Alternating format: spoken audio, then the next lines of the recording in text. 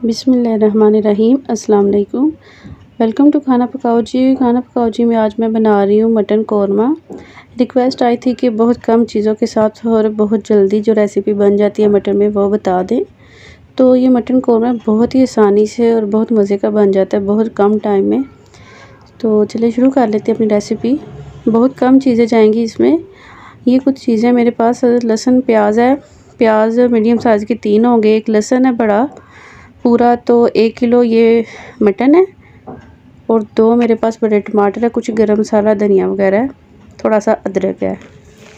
तो ये सारी चीज़ें लहसुन प्याज टमाटर ये मैंने डाल दिए हैं मटन के अंदर।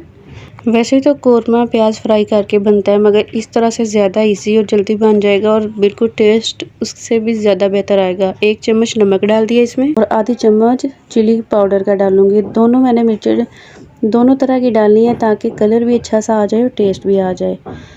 तो आधा चम्मच मैं इसमें हल्दी भी डाल दूँगी।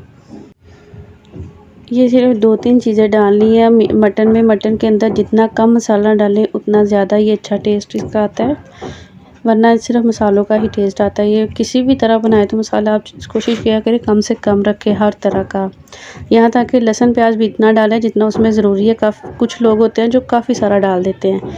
ये कुछ चीज़ें डाली हैं मैंने और इसमें 1.5 से 2 गिलास मैंने पानी डाल के इसे प्रेशर कुकर लगा लूँगी तकरीबन 12 से 15 मिनट। 12 मिनट में वैसे अच्छा गल जाता है ये। तो मैंने 15 मिनट बाद खोला था तो मटन बहुत अच्छी तरह से गल गया है। देखिए जी, पानी भी ड्राई हो गया है और मटन भी गल गया है।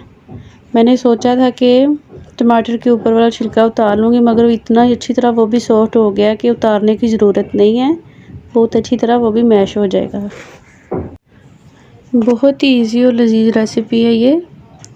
तो ये चावल के साथ या रोटी के साथ किसी भी तरह पर इंजॉय कर सकते हैं। जिस तरह सादा गोश्त भून के बनाते हैं ये थोड़ा सा उससे चेंज है, वैसे आप बिल्कुल उसी तरह भी इसे बना सकते हैं। तो अब इसे भून लेंगे। पानी ड्राई हो गया है। तो ये देखें, ये टमाटर खुद ही चम्मच चलाने से ही काफ़ी ज़्यादा मिक्स हो गया है। तो अब इसे भून लेंगे। पानी जैसे ही ड्राई होता है इसमें मैं आधा कप ऑयल का डाल दूँगी।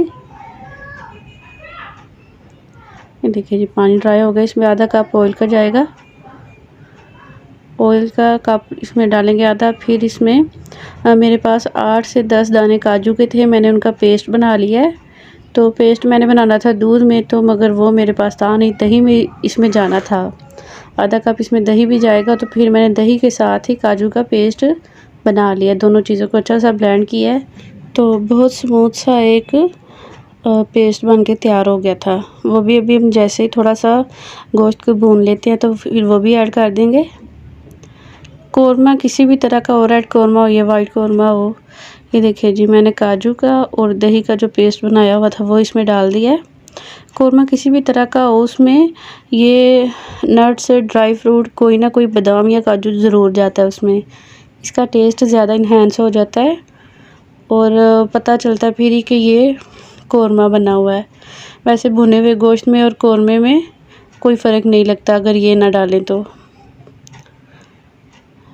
बहुत अच्छी तरह से इसमें काजू भी है तो इसलिए ये ज़्यादा चिपकने लग जाएगा।